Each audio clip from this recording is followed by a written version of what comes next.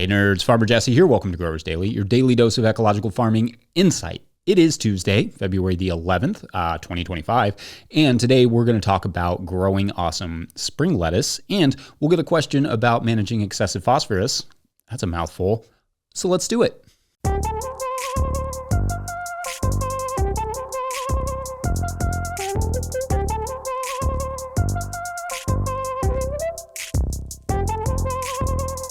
All right, well, welcome to Tuesday, everyone. We are in the middle of a winter storm here named Harlow, which is a great name. So at least that part is fun. Who knows if I will have power to post this later. Anyways, always an adventure. But I managed to get the ginger started yesterday, which is just putting ginger in a tray covered with soil mix or peat moss. In this case, it was soil mix, and then placing that in a warm place.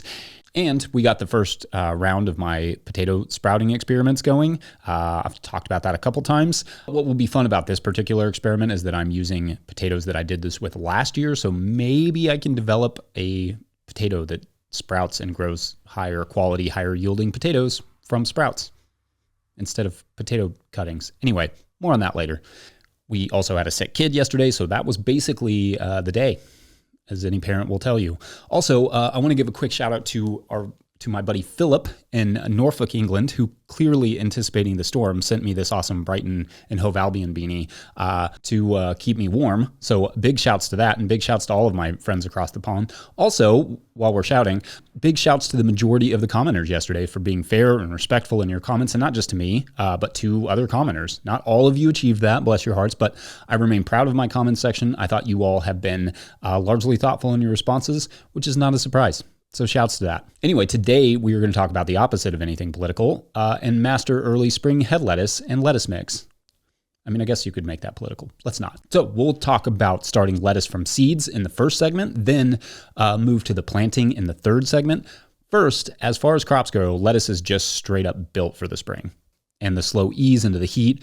It will not generally bolt, that is to say, go to seed, just because it was exposed to a cold snap in the way that, for example, biennials often do.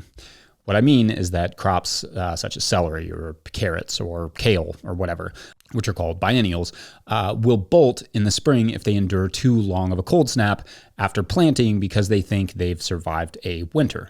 Lettuce, not so much, or at least not generally. So that means that spring is not only an easier time to grow lettuce, it's kind of the prime time to grow lettuce until the fall. And so taking advantage of that is essential and fun. I mean, when you're always pushing the seasons, as you often are doing in market gardening, it's kind of nice and satisfying to grow something that actually wants to be growing when you're growing it. Yeah. For varieties, you pretty much have your pick of the litter here with lettuce. Even the more heat-tolerant varieties will do well in the cooler weather. Just because they can put up with the heat doesn't mean they sit around hoping for heat. The varieties that I've been growing most over the last few years are Blue Rock for romaine, Cherokee for red romaine, Muir for leaf lettuce, and Salanova for mixed lettuce. Salanova is stupidly expensive, so I also mix Muir, M-U-I-R, into the Salanova to reduce that cost a little bit. And then we just cut them just above that core to make sure that we can get new growth on it and multiple cuttings, especially in the spring. But anyway, that just brings that cost down a little bit. Just make sure if you do that to buy the pelleted Muir and not the naked Muir, naked meaning not pelleted, although I don't think they call it naked. I think they just call it pelleted or just seed. Anyway, in fact, because I have our kids often help me in exchange for Legos, I use exclusively pelleted seeds. These have a little clay coating that makes them the smaller seeds bigger and round. Non-pelleted lettuce seeds are cruel, and we use those only for direct seeding into the soil for baby lettuce mix. We like the All-Star lettuce mix from Johnny's is the one we usually go with. Mostly, though, for starts, we use the pelleted lettuce. Also, fun fact, if someone ever gives you non-pelleted celery seed, it's a subtle declaration of war, so just like a heads up there. Anyway, the leaves of Muir are a little bit big, but it gets the best second cutting, even in the summer, of all of my lettuce mixes, so I liked having that in there just in general. No matter what varieties you use, as you inch closer to the spring, start using more heat-tolerant varieties because lettuce started in late April is a June harvest, and if June can be hot where you are, like it can be here, then you'll need lettuce that can take a little bit of heat. We start our lettuce in 200 block soil blocks from Swift Blocker, talked about it before, which are the pretty tiny ones at roughly 0.9 inches squared. If I was using cell trays, I would use the 128 size cells, which is closer to 1 inch by 1 inch. Really, you can use that size or bigger. Just depends on the space you have and the amount of soil mix you want to use. For seeding, make a shallow dibble in the middle with your fingers or a dibbler if you're using cell trays. The dibble will already be there for most soil blockers, so that's not really an issue. Shallow is the key word here. Lettuce is not a deep germinator, and shallow is also a key word when it comes to covering the lettuce. If you're using something like vermiculite to cover the seeds, you can get away with a little deeper of a layer on top of the seeds. But if you're using soil mix like I do, a very light covering will do the job. They almost do not need to be covered at all. So if you can still see the seeds a little under the mix, you're fine. I've seen people pile way too much mix on top of the soil, on top of the seeds, and get almost zero germination. So don't do that. The covering is barely necessary. You just need to give the germs something to grab onto and to hold on to the moisture enough for the seeds to germinate. Lettuce can germinate at relatively cold temperatures, starting in around the 40 to 50 degree range, which would be like 5 to 10 degrees Celsius, but really peaking in the high 60s Fahrenheit or around 20 degrees Celsius. Then they will still germ okay up until around the mid 80s, at which point the seeds go into what we call thermodormancy, meaning they ain't germinating for you until things cool down. They're dormant. The colder the temperature, the slower the germination, like it takes longer. But lettuce at the ideal temperature will take roughly 3 days. Now, we will talk about summer lettuce at a later date, and I've already done a few lettuce videos that I will link in the show notes if you're interested. Once the seeds germinate, they need to be moved into a good amount of light or they will get leggy fast, meaning they grow tall and thin, and they need to be kept moist until they're ready to plant. To try to keep them at around 70 to 75 degree range or 20 to 22 degrees Celsius and well watered throughout their adolescence. You could technically plant the blocks or cells or whatever anytime after they are germinated, but ideally you wait until the soil has warmed up a bit and you're past your last chance of freeze. Like you don't want to put small plants out there and then they freeze. Lettuce is pretty hardy, but it is not a miracle worker. In fact, that's kind of the value of starting them in a greenhouse or perhaps under grow lights or something, is that you can grow them to a reasonable size while you wait for the conditions outside to improve. Anyway, we'll talk about planting and also sowing directly into the soil in the third segment. But first, let's take a break for phosphorus. I mean, it is Tuesday after all. Probably relevant. BRB. Today's episode of Growers Daily is brought to you by Farmhand. I don't know about you, but I got into farming to be in the field growing food for my community, not creating elaborate pack lists, not writing newsletters or responding to emails, not designing and maintaining web stores, and etc. And I especially don't enjoy doing those things after an already full and fulfilling day of growing food. Actually, if I spent less time on my phone and behind the computer, that would be great. If only there were a solution for that. Enter Farmhand. Farmhand is the only all-in-one virtual assistant built by and for farmers. With one single platform, Farmhand enables you to offload your administrative tasks, send and manage communications, and sell more to your customers. Farmhand saves growers an average of 6 hours of administrative load each week. That's 6 hours so you can get back into the field, spend more time with friends or family, or have a life outside of the farm, which is actually a thing. Think about it. What would you do with an extra 6 hours a week? Sign up for a free trial with the link in the show notes because now is the best time to dial in those systems for the next growing season. Follow the Farmhand link in the show notes to learn more. All right, back to the show. If you, the listener, are enjoying this content, getting even a small amount of value from it, consider supporting our work over at patreon.com/no-till-growers. I will try to get to questions from everywhere the questions come in, but I will always get to your Patreon questions. Now, today's Patreon question comes from Patreon member Blair Aiken, who writes, quote, "Hi, Jesse. I'm slightly obsessed with your daily podcast. Really appreciate all your hard work to make the info we want and need accessible and enjoyable to listen to. Thanks, Blair. My question is on soil test results. This last fall, we tested just about every area on our farm, beds we've babied with amendments and compost, beds we've done nothing to for years, and new beds we converted from lawn. Every one of them has come back with nitrogen on the floor and phosphorus through the roof. We are particularly stumped by the phosphorus. Any ideas on why phosphorus would be so high and how to lower it? Thanks for all you do." End quote. Okay, so thanks, Blair. Great questions. I am a little fascinated by the fact that the phosphorus is through the roof, no matter how you treated those beds. However, that does lead me to assume that you have used the same or roughly the same type of compost on those beds, and that compost is likely manure-based, or possibly you have just had manure or somebody before you did. Manure-based composts tend to be very high in phosphorus compared to plant-based compost, and the amount of phosphorus and the availability of it differ a little bit. In other words, the base material used to make the compost can have a significant impact on the amount of phosphorus and among other nutrients the compost contains. So to your issue with nitrogen on the floor, as you called it, meaning to the listener the nitrogen levels are very low, perhaps exploring nitrogenous options that are not compost and do not contain much or preferably any phosphorus is one option for balancing those numbers out a bit. This also depends on the types of nitrogen present in the soil, but that's perhaps for another show. In terms of organic nitrogenous amendments, beyond leguminous cover crops, which are my preference generally, but are not easy for every grower in every situation, there are various blood meals and feather meals that contain high nitrogen but low or no phosphorus. And then things like cottonseed meal and soybean meal, among others, that are low in phosphorus but high in not being from animals. Now, I'm not an agronomist, and so any amending that you do to the soil should really be run through a trained agronomist. So I'm just giving you some of the things to think about, but honestly, consult with an agronomist before you do any of these things.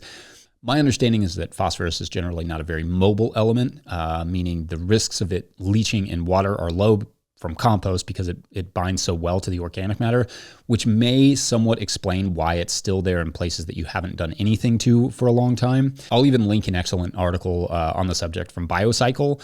That said, phosphorus can move on soil particles pretty easily, so erosion can lead to phosphorus pollution, but that also means it stays put pretty well unless you remediate the phosphorus, meaning you take it out of the soil with something.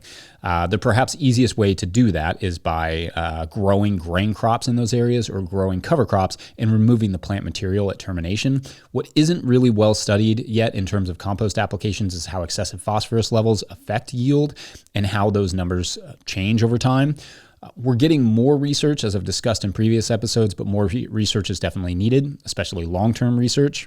Of course, not to poke the bear or anything, research is also on the chopping block for funding, so we'll see. On our farm, we have a variety of different systems going, but in the areas where we have applied large applications of compost, we do also have high phosphorus levels, and so we've also pulled back on those applications of compost. Basically, we get the beds mulched with compost generally to start those beds, and then we just apply compost or amendments as needed.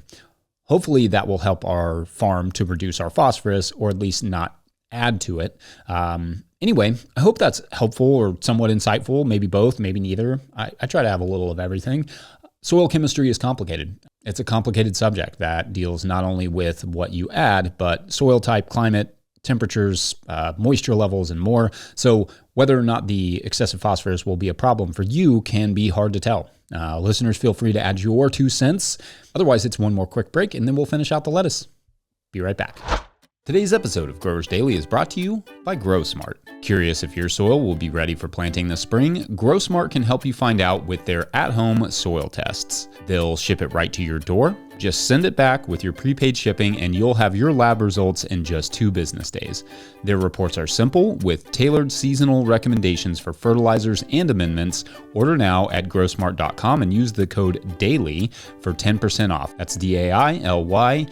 Begin your soil prep now for a great spring with GrowSmart. All right, back to the show.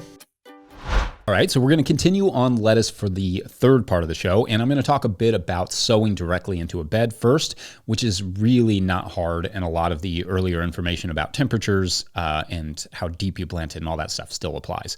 First, although lettuce will germinate well before most weeds will that aren't chickweed or purple nettle, or those sort of cold season weeds, do not sow lettuce into a bed. You suspect spring weeds will be a problem because you still want to get multiple cuttings from your earliest plantings.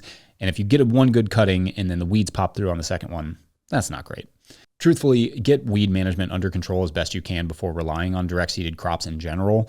A light compost mulch can help. But if you suspect problems, consider transplanting heads first. The soil doesn't need a ton in terms of amending because lettuce is a light feeder. A small amount of nutritional compost or a very small amount of fertilizing compost or maybe some alfalfa meal or something is more than enough if necessary at all. Weeds and compaction and poor drainage are all going to be a bigger issue than fertilizing for most lettuce crops. Ditto most crops, really. For sowing lettuce directly into the soil, again, not too deep is the key, but it also has to stay sufficiently moist. The soil does, and the seeds, which can be difficult sometimes in deep compost mulches. So you may need to figure out a proper irrigation option for making sure that whatever you sow into the deep compost mulch gets moisture enough. I also recommend throwing a row cover over top just to hold that humidity in there. I didn't say this in the first segment, though I've said it in earlier episodes. My first lettuce, I start in mid-January to be transplanted in the tunnels in late February. I will also sow lettuce directly into the beds in the tunnels in late January using our Jang seeder, but I actually like the Earthwafer naked non-pelleted lettuce seed as well. Either of those work fine. For my first field plantings here in Kentucky, Zone 6B, I start those in early February for early March transplants, giving myself 4 to 5 weeks if need be to germinate and grow them out. Anyway, I grow them until the leaves fully cover the block, but again, you can transplant them later or earlier. Later when they start to crowd the block, and you risk more transplant shock earlier, and you risk them just drying out or dying or from the lack of adequate root system, and also the blocks will fall apart easily if the roots haven't kind of taken them over. When they're too small. Anyway, full block coverage is a reasonable rule to follow. Like when it's just kind of when you can't see any more soil, you're usually good to go. Then if you're using cells, I would recommend hardening them off for a couple days in direct sunlight before transplanting. Basically, you just set them out on a table in direct sunlight and let them kind of harden up a little bit. If using soil blocks is not as necessary, I find you could probably get away more with not hardening lettuce off more in the spring than you can in the summer, either way. So that's up to you and your space. I transplant our lettuce at roughly 7.75 inches apart on a grid. That's roughly 20 centimeters on a grid using the 4x4 gritter from Neversink Farm Tools. I will link that tool in the show notes, but it's just a large metal spool that you roll down the middle of a bed and it marks your spacing for you. It's very efficient. It's much more efficient than what we used before, which was just like a rake with the row markers on it. Being that we're on 48-inch beds, 122 centimeters, we just have to eye the outer 2 rows because we don't have like a 48-inch bed gritter, which is fine. I mean, the outer rows sometimes get a little wonky, but generally it works out. I do think, though, that spacing is essential in terms of efficient cultivation. If stuff is inconsistently spaced, then cultivating becomes a bigger chore than it already is.